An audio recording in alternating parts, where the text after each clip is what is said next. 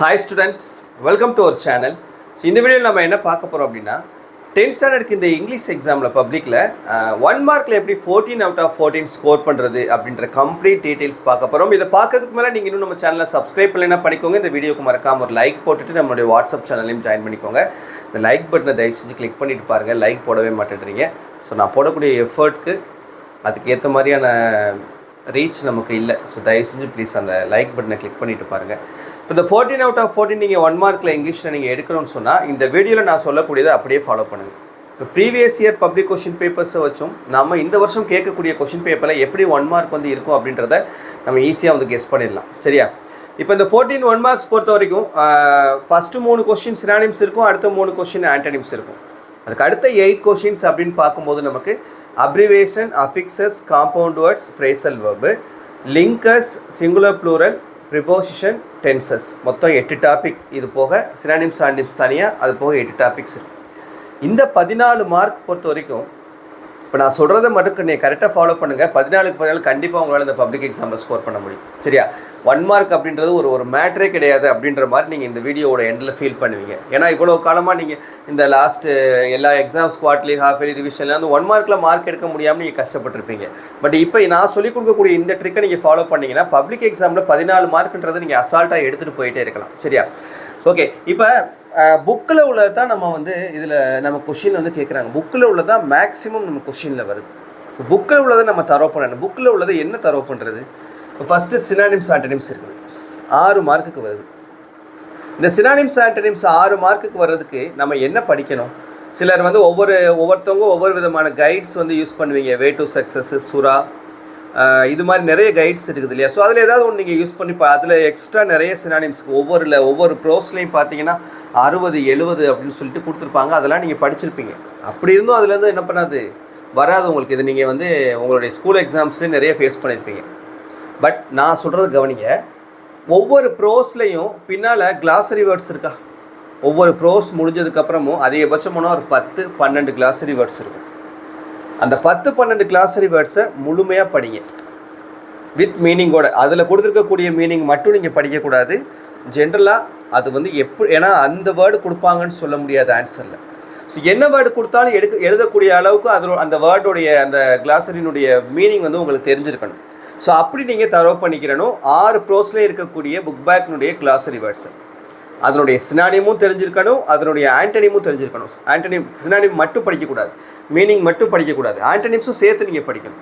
அந்த புக் பேக்கில் இருக்கக்கூடிய கிளாஸரி வேர்ட்ஸ் ஒவ்வொரு ப்ரோஸ்க்கு பின்னாலேயும் புக் பேக்கில் இருக்கக்கூடிய கிளாஸரி வேர்ட்ஸு, அந்த வேர்ட்ஸு, அதனுடைய சினானிம் என்ன, மீனிங் என்ன, அதனுடைய ஆன்டனிம் என்ன, ஆப்போசிட் என்ன அப்படின்றத ஜென்ரலாக நீங்கள் தெரிஞ்சு வச்சுக்கிறணும். சரியா? So book back glossary words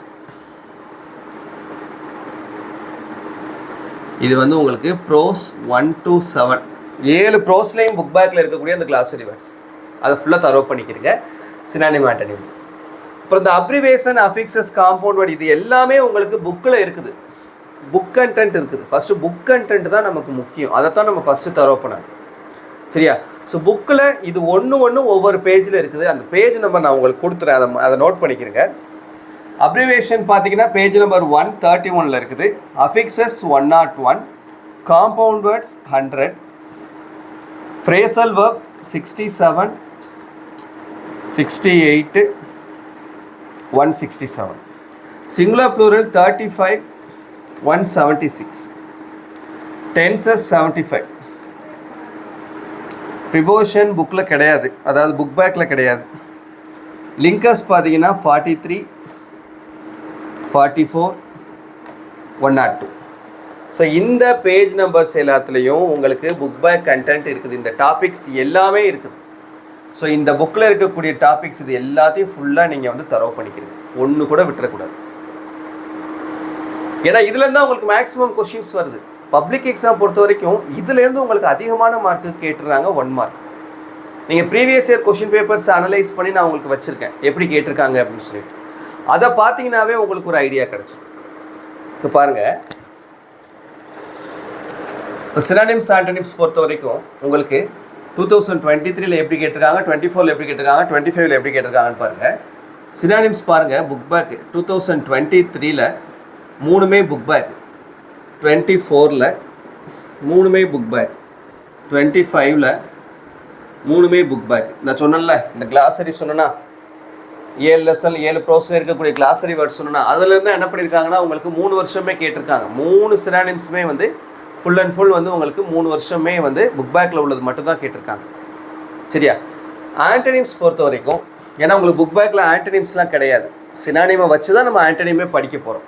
அப்படின்றப்ப 2023ல் பார்த்தீங்கன்னா உங்களுக்கு புக் பேக் 1ம் புக் இன்டீரியர்லேருந்து 2ம் கேட்டிருக்காங்க. 2024ல் புக் பேக்கில் 1, புக் இன்டீரியரில் 2 கேட்டிருக்காங்க. 2025ல் மூணுமே புக் பேக்லேருந்து கேட்டிருக்காங்க. ஸோ அந்த கிளாஸரி வேர்ட்ஸ் இருக்கு இல்லையா, ஸோ அதுலேருந்து தான் ஒரு ஆன்டனிம் வந்திருக்குது, இங்கே ஒரு ஆன்டனிம் வந்திருக்குது, இங்கே 3 ஆன்டனிமே வந்திருக்கு. போன வருஷம் பார்த்தீங்கன்னா சினானிம்ஸ் ஆன்டனிம்ஸில் 6மே புக் பேக் தான், 6மே புக் பேக்லேருந்து கேட்டிருக்காங்க. இந்த வருஷம் 6மே புக் பேக் வருமா அப்படின்னா கொஞ்சம் டவுட்டு தான். இந்த மாதிரி வரலாம் உங்களுக்கு. 2026ல் 4 கொஷின் உங்களுக்கு புக் பேக் கிளாஸரி வேர்ட்ஸ் வந்துடும். 2 கொஷின்ஸ் குறைஞ்சபட்சம் அதிகபட்சம் 2 கொஷின் உங்களுக்கு வந்து இன்டீரியராக வர்றதுக்கான வாய்ப்புகள் இருக்குது சினானிம் ஆன்டனிம் பொறுத்த வரைக்கும். சரியா? பட் இதே மாதிரியே உங்களுக்கு இந்த வருஷம் வரணும், அதான் என்னுடைய ஆசையும். ஏன்னா என்னுடைய ஸ்டூடெண்ட்ஸும் எழுத போகிறாங்க இல்லையா, ஸோ அதனால் இந்த வருஷமும் இப்படி வந்துச்சுன்னா எனக்கும் ரொம்ப சந்தோஷம் தான். சரியா? அதனால் புக் பேக்கில் இருக்கக்கூடிய கிளாஸரியை தரவு பண்ணிக்கிறங்க. தரவு பண்ணிட்டீங்கன்னா மேக்ஸிமம் வர்றதுக்கான வாய்ப்புகள் இருக்குது. ஒருவேளை இன்டீரியரும் வரும், இன்டீரியரும் நமக்கு ஆன்டனிமில் வரும். பட் அப்படி கேட்டிருக்கக்கூடிய இந்த இன்டீரியர், இந்த 4 இன்டீரியர் பார்த்தோன்னா ஈஸியாக கெஸ் பண்ணி எழுதக்கூடிய அளவுக்கு இருக்குது. பார்த்த உடனே ஆன்சர் எழுதக்கூடிய மாதிரியான வேர்ட்ஸ் தான் உங்களுக்கு அந்த 2 வருஷமே இன்டீரியரில் கேட்டிருக்காங்க. ஸோ அதனால் கஷ்டமாக என்ன பண்ணல, ரொம்ப டீப்பாக யோசிக்கிற அளவுக்கு இந்த இன்டீரியர் கொஷின்ஸ் இல்லை. பார்த்த உடனே 4 ஆப்ஷனில் எது ஆன்சர்னு கண்டுபிடிக்கக்கூடிய அளவுக்கு ஈஸியான இன்டீரியராக தான் அந்த ஆன்டனிம்லேயுமே கேட்டிருக்காங்க. ஸோ அதனால் இதை பற்றி ஒரி பண்ண வேண்டிய அவசியம் கிடையாது. சரியா? ஸோ இந்த என்டையர் 1 மார்க்கும் நமக்கு அவைலபிளான மெட்டீரியல் ஒன்று நம்மக்கிட்ட அவைலபிளாக இருக்குது.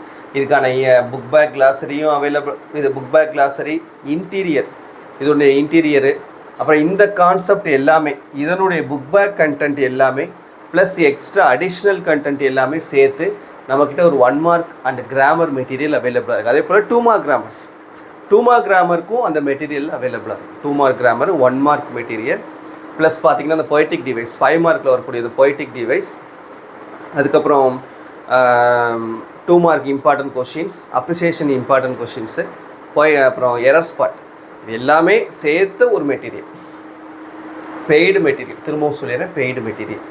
சரியா? இது வேணும்னா இந்த வாட்ஸ்அப் நம்பருக்கு மெசேஜ் பண்ணுங்கள், நான் உங்களுக்கு அதை ப்ரைஸ் டீட்டெயில்ஸ் என்ன அப்படின்றத சொல்கிறேன். 12த்துக்கும் நம்ம ஒரு மெட்டீரியல் கொடுத்துருந்தோம். நீங்கள் உங்களுக்கு தெரிஞ்ச 12th ஸ்டூடெண்ட்ஸ் நம்மக்கிட்ட வாங்கியிருந்தாங்கன்னா கேட்டு பாருங்கள். Full and full 1 mark grammar எல்லாமே நாம் கொடுத்த அந்த மெட்டீரியல்லேருந்து தான் வந்துருந்துச்சு 12th இங்கிலீஷ். சரியா? ஸோ அதே போல் 10த்துக்கும் கண்டிப்பாக வரும் இன்ஷால்லா. அந்த நம்பிக்கையோட வாங்கி உங்களுக்கு தேவைன்னா வாங்கி படிச்சுக்கோங்க. சரியா? ஓகே. இப்போ அடுத்து இது பார்த்துட்டோம். சினானிம்ஸ் ஆன்டனிம்ஸ் வந்து இந்த மாதிரி கேட்டிருக்காங்க கடைசி 3 வருஷத்தில்.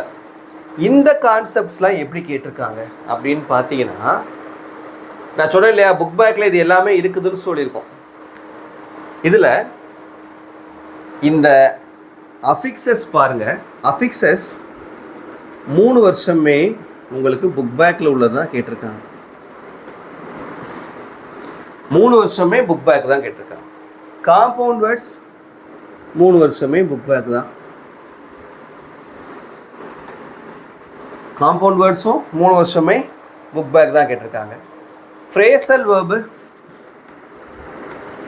3 வருஷமே புக் பேக் தான்.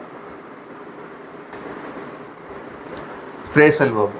சிங்குலர் ப்ளூரல் 3 வருஷமே புக் பேக் தான். சிங்குலர் ப்ளூரலும் 3 வருஷமே புக் பேக் தான் கேட்டிருக்காங்க. சரியா? ஸோ இந்த 4 கான்செப்ட் பொறுத்த வரைக்கும் affixes, compound words, phrasal verb, singular plural, இந்த 4ம் 3 வருஷம் இல்லை 2022லேயுமே. அந்த 2022ல் வந்து நமக்கு ரெடியூஸ்டு சிலபஸில் எக்ஸாம் நடந்துச்சு, அதனால நான் அதை கன்சிடர் பண்ணலை. சரியா? ஸோ அப்போ பார்த்தீங்கன்னா எல்லா வருஷமே இந்த 4 கான்செப்டும் புக் பேக் தான். அந்த புக்கில் இருக்கக்கூடிய அந்த இது மட்டும் தான் கேட்டிருக்காங்க. அப்போ மித்தது அப்ரிவேஷன், டென்சஸ், ப்ரிபோஷன், லிங்கர்ஸ், இது எப்படி கேட்டிருக்காங்கன்னு சொல்லி பார்த்தீங்கன்னா, அப்ரிவேஷன் வந்து நமக்கு 2023 book back, 25 book back, 24 book இன்னு. இந்த புக் இன் அப்படின்றதும் ஈஸியானது தான். நீங்கள் இந்த 5th லெசனில் படிச்சிருப்பீங்க எல்லாம், டெக்னாலஜி லெசன் ஏஏசி அப்படின்ற அந்த அப்ரிவேஷன் இருக்கு இல்லையா, ஸோ அதுதான் கேட்டிருந்தாங்க. இதை தவிர்த்து புக்கு இன்டீரியரில் நம்ம கேட்குறதுக்கு வேறு அப்ரிவேஷனே கிடையாது, நல்லா தெரிஞ்சுக்கிறேன். அந்த ஒன்றே ஒன்று மட்டும் அந்த லெசன், ஏன்னா அந்த லெசனில் தான் உங்களுக்கு அப்ரிவேஷனே இருக்குது பின்னால் புக் பேக்கில். அதனால் அந்த லெசனுக்கு இன்டீரியராக அந்த ஏஏசி அப்படின்ற அந்த புக்கின் வந்து 2024 கேட்டிருக்காங்க.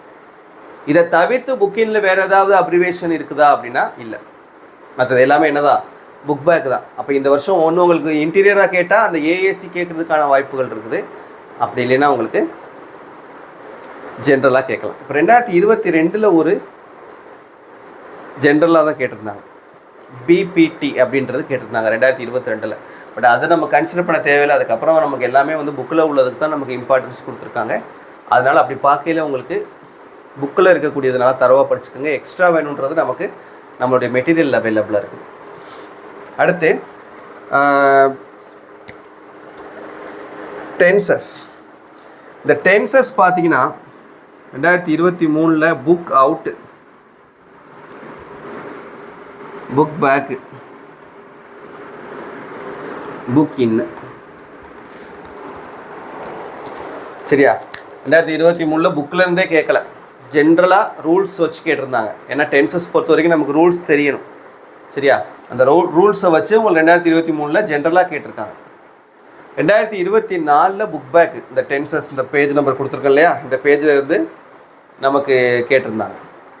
2025 புக் இன்னு. புக் இன் அப்படின்றது எதில் கேட்டிருந்தாங்கன்னா லாஸ்ட் சப்ளிமெண்ட்ரி, 7th சப்ளிமெண்ட்ரி இருக்குது இல்லையா, அந்த 7th சப்ளிமெண்ட்ரிலேருந்து ஒரு லைனை கொடுத்து அதில் ஒரு வேர்டை எடுத்து அதை டென்ஸாக வந்து கொடுத்துருந்தாங்க 2025. சரியா, இப்படி தான் வந்து டென்ஸ் வந்து கேட்டிருந்தாங்க. ப்ரிப்போசிஷன் பொறுத்த வரைக்கும் உங்களுக்கு புக்லேயே கிடையாது, புக் பேக்கே கிடையாது. சரியா, 23 புக் அவுட்டு, 24 புக் இன்னு, 25 புக் இன்னு. புக் பேக்கே கிடையாது ப்ரிப்போசிஷன். அதனால் ஒன்று ஜென்ரலாக கேட்பாங்க ரூல்ஸ் வச்சு எழுதுகிற மாதிரி, அப்படி இல்லைன்னா உங்களுக்கு இன்டீரியராக கேட்பாங்க. 2023 ஜென்ரலாக கேட்டிருந்தாங்க ரூல்ஸ் வச்சு எழுதுகிற மாதிரி. 24, 25 பார்த்தீங்கன்னா புக் இன்டீரியர். புக் இன்டீரியர்ன்றது நான் டென்ஸுக்கு சொன்ன மாதிரி ஒரு ப்ரோஸ்லேயோ இல்லை ஒரு சப்ளிமெண்ட்ரிலேயோ இருந்து ஒரு லைன் கொடுத்து அதில் ஒரு டேஷ், ஒரு ப்ரிப்போஷனை ரிமூவ் பண்ணிவிட்டு அங்கே டேஷ் கொடுத்துருப்பாங்க. அப்போ அந்த ப்ரிப்போஷன் என்ன வரும் அப்படின்றத நம்ம கண்டுபிடிச்சி எழுதுகிற மாதிரி இருக்கும். அந்த 4th ப்ரோஸ் இருக்கு இல்லையா, அட்டிக், ஸோ அதிலேருந்து போன வருஷம் கேட்டிருந்தாங்க. சரியா, அது மாதிரி 2024 புக்கின்ல இருந்தால் நமக்கு கேட்டிருந்தாங்க. சரியா, அடுத்து லிங்கர்ஸ். லிங்கர்ஸ் வந்து உங்களுக்கு புக் பேக்லேயே நிறையா இருக்குது. சரியா,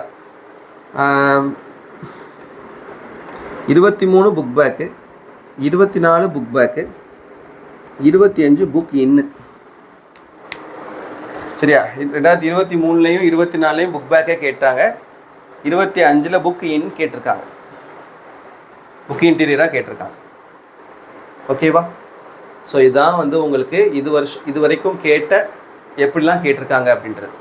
இப்போ ஓவராலாக பார்க்கும்போது 14க்கு 4+4 குறைஞ்சபட்சம் 8 1 மார்க்கு புக்கிலேருந்து புக் பேக்கில் இருந்து கேட்குறாங்க. 8 1 மார்க்கு புக் பேக் வந்து குறைஞ்சபட்சம் நான் சொல்கிறது. இங்கே பாருங்கள், 3 4 5 6 7 8 9 10. இதில் 2023 10 book bag, 2024 3 4 5 6 7 8 9 10, 2024 10, 2025 3 6 7 8 9 10 11 1 mark book back. அப்போ குறைஞ்சபட்சம் நீங்கள் வந்து 10 1 மார்க் புக் பேக் வந்துடுது, புக் பேக். மீதி 4 இங்கே பார்த்தீங்கன்னா 11 புக் பேக். அப்போ குறைஞ்சபட்சம் 10 வச்சுக்கிறோம். புக் பேக் மட்டும் நீங்கள் தரவு பண்ணிங்கனாலே 10 1 மார்க் எடுத்துடலாம். 14க்கு 10 1 மார்க். மீதி 4 மார்க் எடுக்கிறதுக்கு கண்டிப்பாக நீங்கள் எக்ஸ்ட்ரா ப்ரிப்பேர் பண்ணி தான் ஆகணும். அந்த எக்ஸ்ட்ரா ப்ரிப்பேர் பண்ணுறதுக்கு தான் நான் மெட்டீரியல் சொல்கிறேன். நீங்கள் கைடு யூஸ் பண்ணி படித்தாலும் சரி, அது உங்கள் விருப்பம். நான் யாரையும் கம்பல் பண்ணல. இதை வாங்கி படித்தா தான் நீங்கள் 14க்கு 14 எடுக்க முடியும்னு நான் சொல்லணும். நீங்கள் என்ன மெட்டீரியல் வேணாலும் யூஸ் பண்ணுங்கள். நீங்கள் நம்மளுடைய மெட்டீரியல் வேணும்னா நீங்கள் வாங்கி படிச்சுக்கிறங்க, அவ்வளோதான். சரியா, ஸோ என்ன மெட்டீரியல் வேணாலும் யூஸ் பண்ணுங்கள், பட் எக்ஸ்ட்ரா ப்ரிப்பேர் பண்ணுங்கள். என்னென்ன கான்செப்ட்டுக்கு முக்கியமாக அப்படின்னா லிங்கர்ஸு, ப்ரிப்போசிஷன், டென்சஸ், அப்ரிவேஷன், இந்த கான்செப்ட்ஸ். அதே போல் ஆண்டனிம்ஸ், இதுக்கு வந்து நம்ம எக்ஸ்ட்ரா கான்செப்ட்ஸ் ப்ரிப்பேர் பண்ணால் தான் நம்மளால் 14 out of 14 வாங்கணும். சரியா? ஸோ இப்போ உங்களுக்கு ஒரு ஐடியா கிடச்சிருக்குன்னு நினைக்கிறேன் இந்த ஒன் வேர்டில் எப்படி ஃபுல் மார்க்ஸ் ஸ்கோர் பண்ணுறது அப்படின்றத பற்றி. ஏதாவது டவுட் இருந்தால் கூட கமெண்ட்டில் கேளுங்க. உங்களுடைய சப்போர்ட் தான் எனக்கு வேணும். தயவு செஞ்சு கொஞ்சம் சப்போர்ட் பண்ணுங்கள். சரியா? இந்த வீடியோவை உங்கள் ஃப்ரெண்ட்ஸ்க்கும் ஷேர் பண்ணி அவங்களையும் நம்ம சேனலை ஃபாலோ பண்ணிக்கிறேன் சொல்லுங்கள். அந்த லைக் பட்டன் தயவு செஞ்சு கிளிக் பண்ணுங்கள். தேங்க்யூ.